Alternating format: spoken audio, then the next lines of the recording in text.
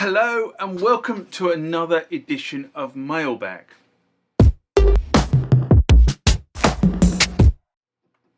What is Mailbag? Well, Mailbag is a feature of the channel where you guys leave lots of comments on the channel and I attempt to answer those comments, or if I can't answer those comments, I throw it out to you guys who have more knowledge on some of this stuff than I do.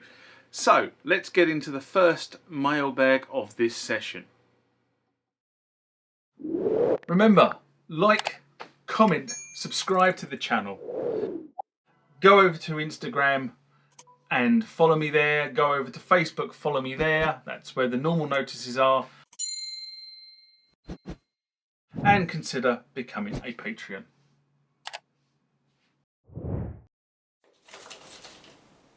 Next comment question comes from Jay, again via the website. So I'm quite pleased about that.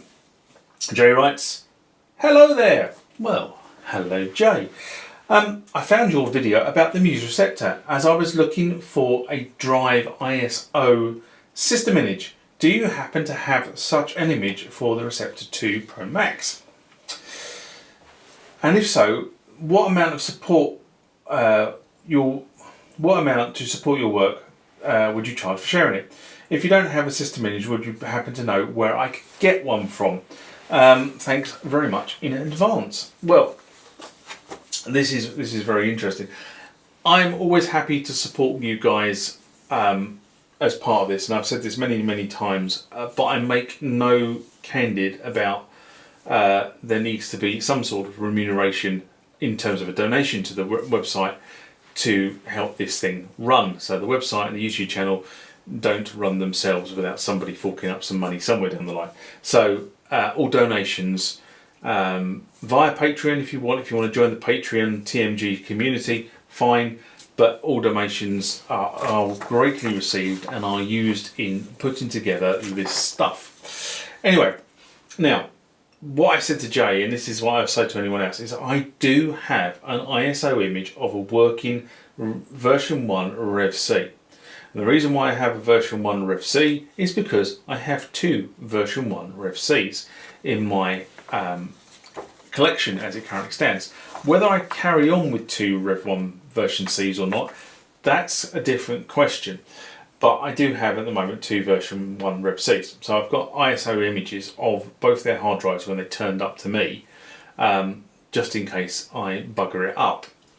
Now, the issue you have is that as Muse went up the version numbers, so they went through the Receptor 2 and the various incarnations of the Receptor 2, the Trio and the Quattro, not only did the hardware get updated within the machine itself, the operating system did get updated. So on version 1, the maximum revision of the operating system you can run is 1.7. However, the maximum revision of the operating system you can run on the later versions of the Receptor, the 2, the 3, the Trio and the Quattro is 1.9. So there is automatically a mismatch there. So if you want to run the later versions of the Receptor, you ideally need to be on the later versions of the operating system. Why do you need to be on the later versions of the operating system? It actually is for twofold. Number one, there's new functionality in there that is only supported by the later versions of the 2, the Trio and the Quattro.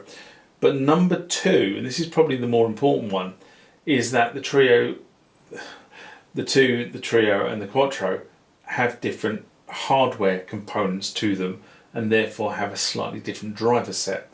Now, if you're confident with Linux and posting driver sets onto Linux, you could probably actually get the drivers onto your Linux environment manually and included into your image.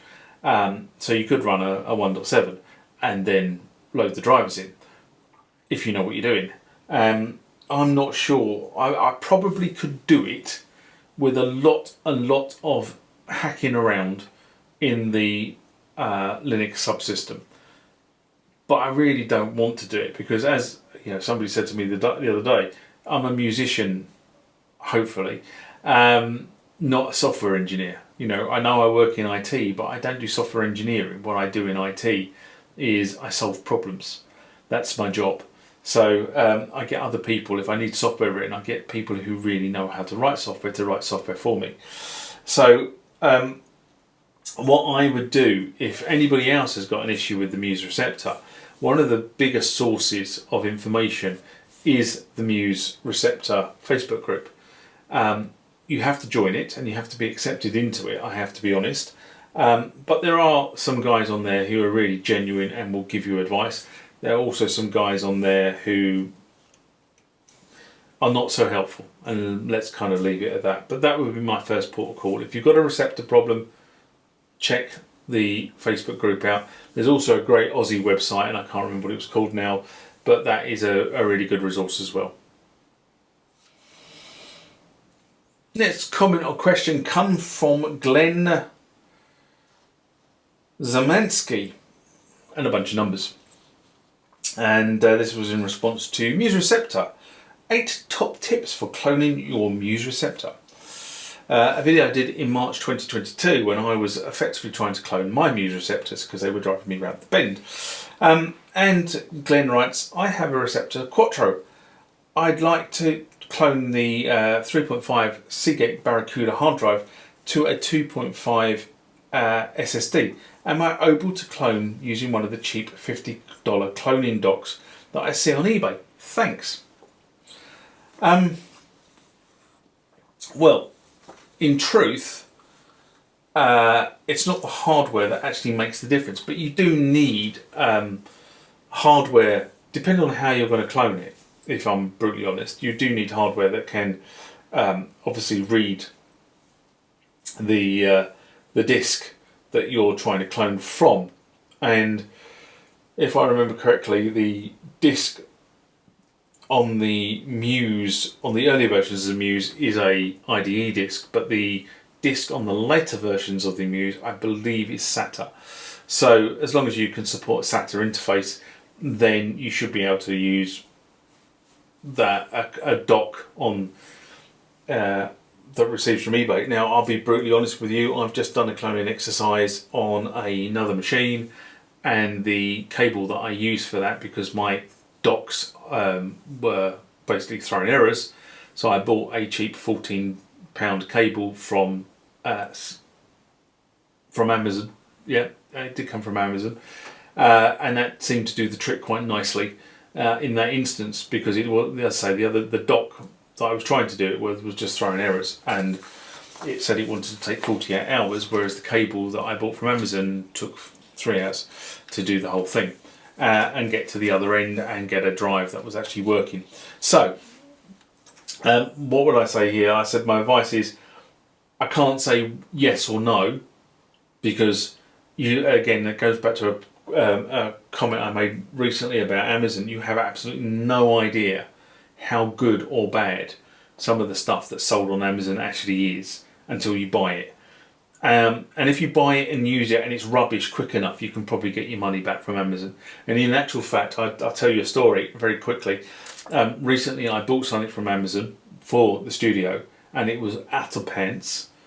Okay, I can't remember what it was now. But I quickly went back to Amazon and said I want a refund, and they basically said just keep it, because it wasn't worth their aggro, receiving it back. And then a few days later, I did notice that the listing had been withdrawn.